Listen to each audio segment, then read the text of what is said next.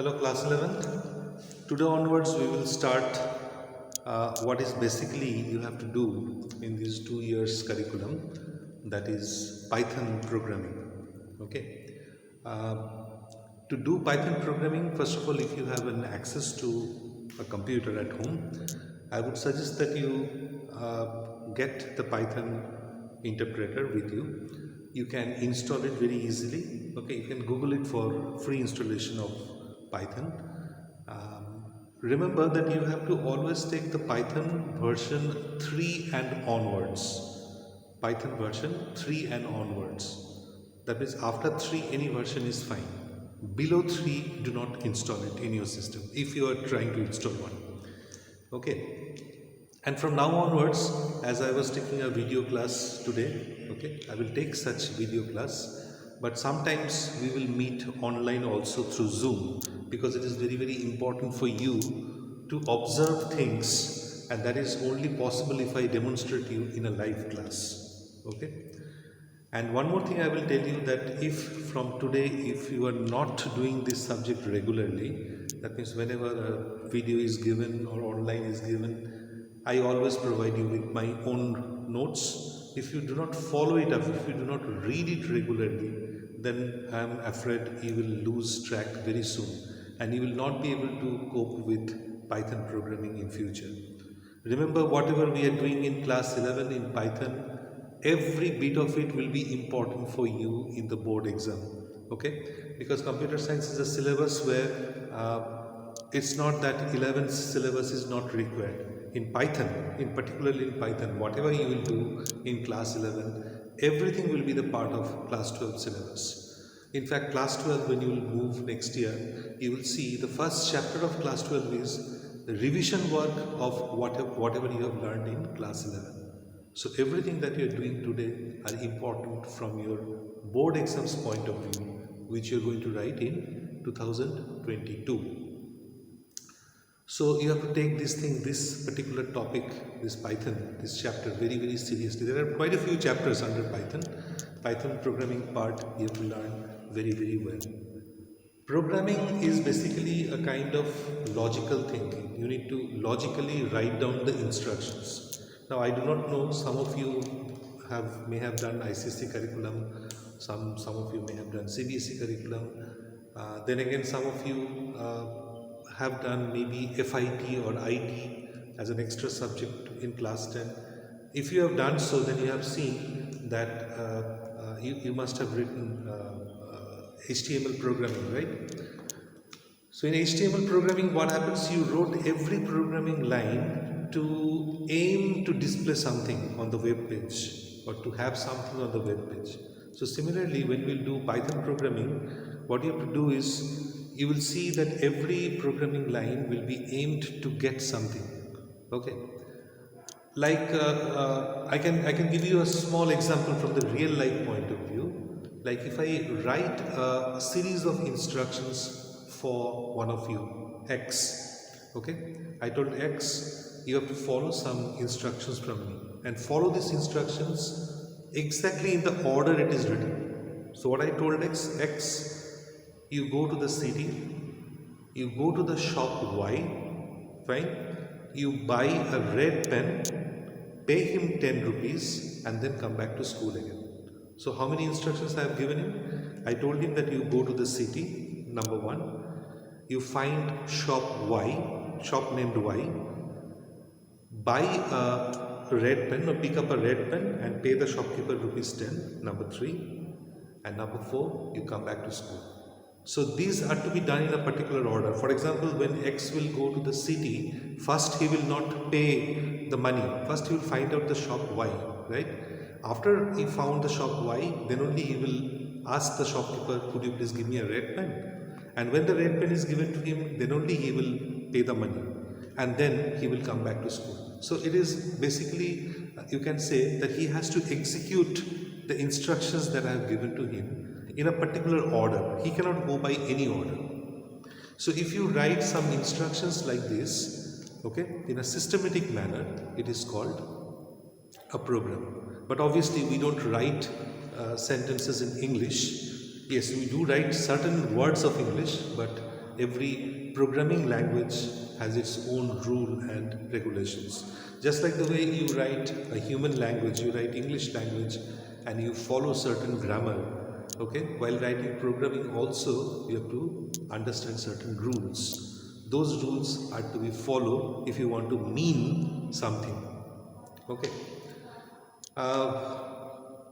Everything will not be very clear to you, honestly speaking, by listening to only lectures. That is why most probably we'll have our first Zoom class tomorrow in the evening. I will tell you the time in the WhatsApp group as soon as possible. But tomorrow we are going to have a Zoom class, right? You can install Zoom in your phone or in your personal computer, wherever it is comfortable to you. The first thing which you have to understand in any programming is the concept of a variable. Okay. Without variable, you cannot represent anything in a programming. Programming is a lot about computations. Okay. What kind of computations? Computations can be a calculation. Computations might mean, comparing two items. There are various kinds of computations. So for any kind of computations, what you need to do, you need to use variables. Like if I give you some objects, some eatables, obviously those eatables you have to keep somewhere. Okay, you cannot just, normally we don't take the eatables in hand and eat. We just keep it in a plate or in a bowl. When you keep it in a plate also can be of various sizes, right?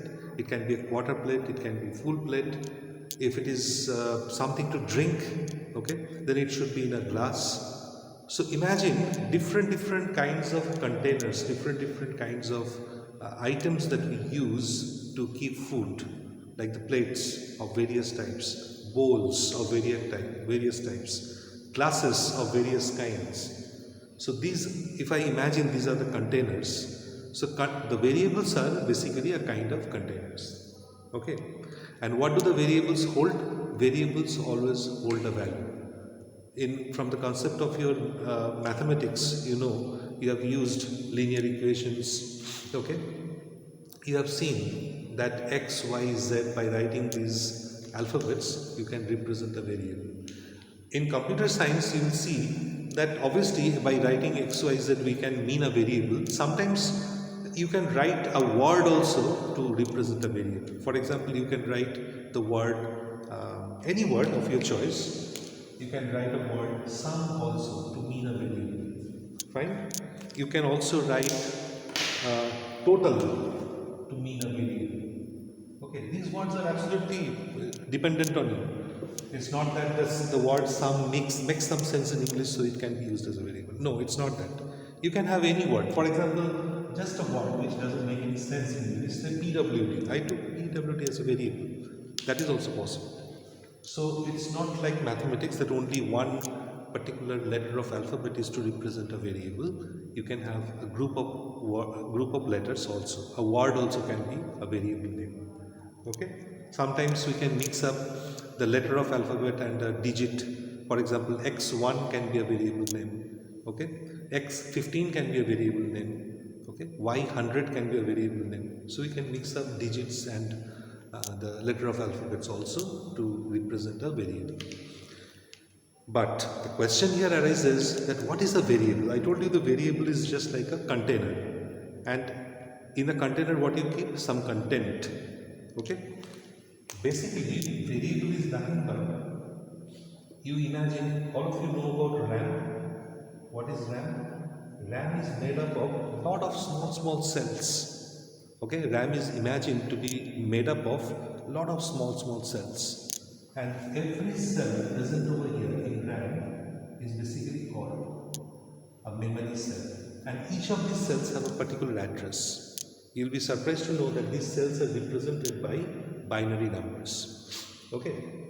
So when you say a variable, for example, x, a variable, if you write in programming x equal to 5, which obviously means x is a variable which holds a value 5. In maths also it means the same thing. Okay, here also it means the same, that x is a variable which holds a value 5.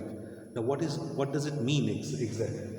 It means that from the millions and millions of cells in the RAM, one particular cell will be reserved. And that in that particular cell, basically the value 5 will be stored inside here. The value 5 will be stored. Now, how do we identify that cell? When we need the value 5, how do we identify the cell from the millions of cells? That is why you have the variable. If you write X, then automatically it will mean that you are talking about this cell. Because this cell, I told you that every cell in the memory has a unique memory address, which is a binary number. But it's not possible for us to remember every address of every single cell in the memory. So we have a facility of identifying it by a name. And that name is that variable name that you have used. You have used here the name X. So basically when you wrote X equal to 5, you mean to say that this particular cell, now which cell will be picked up by the computer, that we do not know. We do not have any control over it. One particular cell will be marked by X and the value 5 will be stored inside. That is what we mean to say by variable.